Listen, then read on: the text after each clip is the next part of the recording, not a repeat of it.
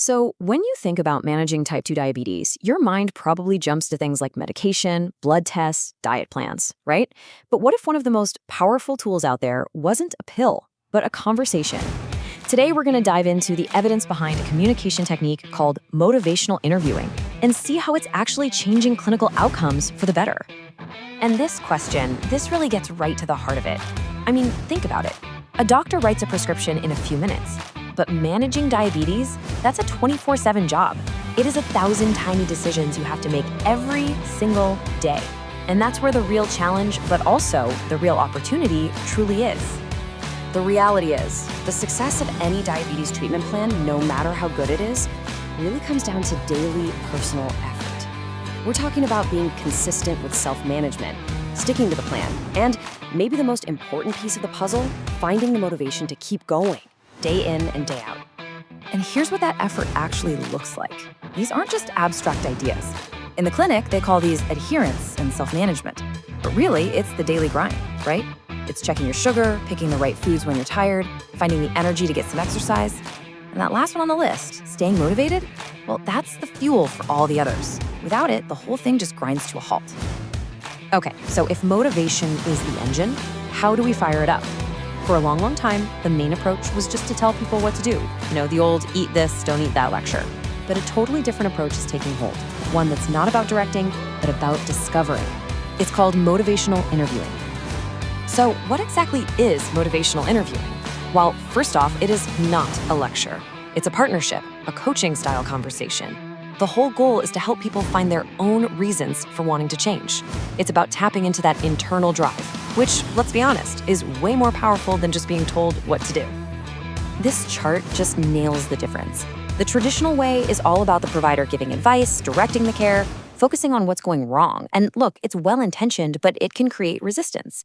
Motivational interviewing, or MI, completely flips the script. It's about evoking motivation that's already in there, guiding instead of directing, and this is huge, recognizing that the patient is the true expert on their own life. They know their challenges, their goals, better than anyone.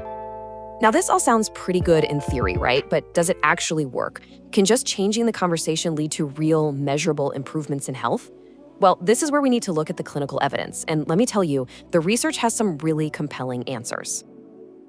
The scientific confidence in this approach didn't just pop up overnight. It's been building steadily for years. We saw a huge meta-analysis back in 2020 that confirmed its impact. Then, a systematic review of randomized controlled trials in 2025 hammered those findings home. And the research just keeps coming, with more and more reviews looking at how these motivational approaches are making a difference. And that 2020 meta-analysis, it delivered a massive finding. It showed that motivational interviewing significantly reduces HbA1c, that key number for long-term blood sugar control. The study found what's called a pooled effect. Basically, when they combined the results from a whole bunch of different studies, the signal was unmistakable, clear, and consistent. This stuff works.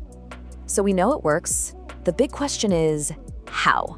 How on earth can a coaching conversation actually lead to a lower number on a blood test? Well, the answer is in the psychological pathway it creates. It's about how this coaching skill gets turned into real, tangible clinical value. It all kicks off with that MI conversation. And that conversation builds something called self-efficacy. That's just a fancy term for a person's core belief that they can actually succeed. It's that critical mental switch from thinking, I should do this, to feeling, you know what, I can do this. And when you truly believe you can do it, you're so much more likely to actually take action. That leads directly to better health behaviors, better self-management, better adherence to the plan, and the final beautiful result of all that, better glycemic control and a lower HbA1c. It's a clear chain reaction. So when you boil it all down, this is what it's about. MI isn't some kind of magic trick. It is a powerful tool for empowerment. It gives people the confidence and the internal drive to actually do the very things, checking their blood sugar, eating well, taking medicine, that we know lead to better health. Okay, so what's the big picture here? What does all this mean for healthcare? It means we have an evidence-based skill that can make a real, measurable impact. It's transforming how we support people living with chronic conditions like diabetes. So, why does all this matter? Well, for one, it proves that a so-called soft skill like communication can produce hard clinical value. It's not just about being nice, it's about improving key numbers like HbA1c. It boosts the patient's belief and their ability to manage their own health. And it gives healthcare providers a seriously powerful tool that isn't a prescription, one that makes the patient a true partner in their own care. So, let's end with this thought. In the world of medicine, we're always searching for that next breakthrough drug, the next new technology. But what the evidence on motivational interviewing is telling us is that one of the biggest breakthroughs might not be a new pill at all, but simply a new way of talking. Could changing the conversation truly be as powerful as discovering a new medicine? The data suggests that's a question we should all be taking very, very seriously.